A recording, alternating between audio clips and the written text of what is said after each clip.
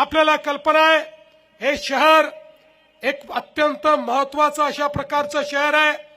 या ठिकाणी मोठ्या प्रमाणात स्टील इंडस्ट्री आहे, पोलाद आणि लोखंड तयार होतं आणि म्हणून या ठिकाणी मागच्या काळामध्ये आपण ड्रायपोर्टची निर्मिती केली, समृद्धी महामार्गाची निर्मिती केली।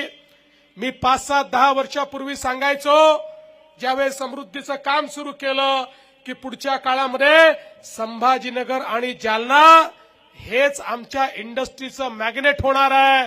त्यावेळी लोकांना ते खरं वाटत नव्हतं, पण आज हे होत आहे। इतक्या मोठ्या प्रमाणात गुंतवणूक येते, आमच्या कुटुंबातल्या मुलांच्या हाताला यापुढे काम मिळणार आहे आणि त्याकरता खऱ्या अर्थानं मोठ्या प्रमाणात ड्रायपोर्टचं काम आपण केलं। आणि एवढंच नाही तर रावसाहेबांच्या आग्रहाखातर देशातली सगळ्यात मोठी संस्था आयसीटी, त्या आयसीटीची ब्रँच देखील आपण या ठिकाणी जालन्यामध्ये मंजूर केली